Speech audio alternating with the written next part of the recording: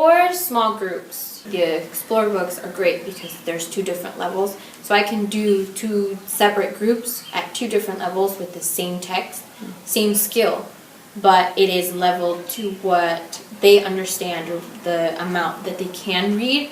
And that's always really helpful because it cuts down on planning time for small groups.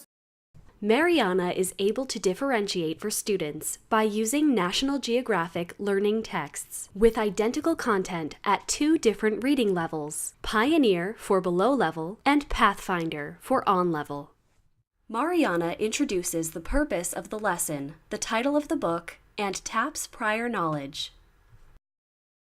You said something that the text didn't tell you. It didn't say they were working under bad conditions, right?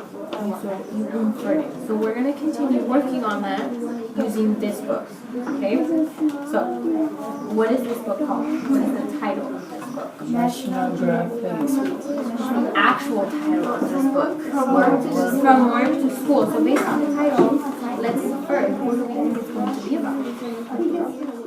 So if I worked with a lower group who can handle inferencing or needs inferencing, I can use the same text at a lower level that they will understand, that they can read.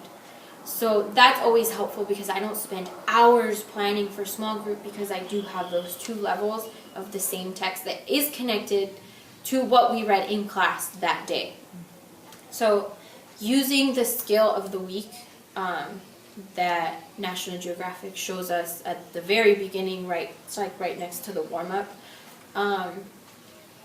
is helpful when doing small groups or doing one-on-one, because it's the same skill you went over in class, just in a smaller setting, and you're sort of reinforcing it in case they didn't really grasp it in whole group. Using the Explorer book, Mariana builds background for the students and previews the table of contents. First of all, what's a photograph? A picture. So a picture that changed the nation. What does that mean? They might have been treated bad, but that changed it. Now they're being treated good. Maybe. Okay, and these pictures are sort of helping. Probably like when they're doing something good, they took a picture and they show it on the wall. Yeah, and then they change their life. Probably when it's probably just people being treated badly. That's why the picture that gave the nation. Okay, so why would pictures of people being treated badly change the nation? People realize that they were doing the wrong thing. Okay, and then the last thing is a concept check. So we're kind of going to review a little bit. We probably won't get that far today because we did it. Alright, so let's flip the page. Okay. So we have From Work to School by Shirley and Tosh. The teacher introduces the concept of making inferences and does a choral read with students. Means doing a few chores such as cleaning your room, washing the dishes, taking... Mariana pauses to ask students what they can infer from the reading. Because it said no child wants to work all the time. How do you know? Yeah. Because as childs, like, we didn't grow up to be like, we got used to like going to school and just play outside, do chores, but like not work as adults. Okay. But why? Why shouldn't you work as an adult? Because we're little kids, we don't know how to do things like this. That kid does. Because he learned. He learned. So why can't you learn? That would be good if we did. Well, if we can learn, like we're not. Mariana reads a few words and then listens to the students read aloud as a group. Okay, so let's read the second paragraph, all right? I will read just a few words, and then I want to listen to you guys read, okay? So, ready? Read. Yet children in America... Healthy conditions in the workplace made them sick. There is a name for... Mariana pauses to ask students questions about the reading. They were supposed to be where? Working. At school, and they were doing what? Working. They were working. Good job, guys. All right. The last 2 paragraphs is the very last one. Super, super short. Okay, ready? 1, 2, and read. Laws in America protect children from being exploited. Mariana does a comprehension check with students on what they've read. Now, it says that they have laws to protect children from being exploited or taken advantage of for someone else's power. Why would it be important to have laws to keep people from hiring children?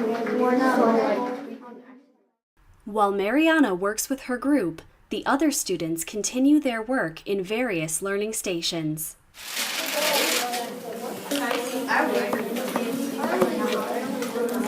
Maybe just like chores, because I agree. But some of the things their mother had told John said something. Mariana pauses the reading to review a reading strategy: how to break a word into different syllables. Okay, let's use some strategies. Let's do syllables, okay? Okay, we learned about syllables. So, industrialization. Read it together. Industrialization. Industrialization. Industrialization. Industrialization. Industrialization. Alright, so we figured out the word. Let's go back to the beginning of the sentence and read it all the way through. Ready? During the 19th century, machines began to replace hand labor in process called industrialization. The cheap labor and the cheapest laborers they could hire were women and children. But why would they want to use machines instead of people? Because it's faster, it's less work. Mariana instructs students to read the rest of the book and to continue to make inferences and draw conclusions about the text. Right. When you read, you would kind of stop and think about it and say, well, why? Right? Why would that happen? Even though it didn't really tell us anything. When you go back and you're reading your book for maybe 5 minutes, okay? I want you to do that. Read a few paragraphs and stop. Well, why? Why did that happen? Why is that important? Okay, make those inferences while you read it, and that will help you understand this a lot better.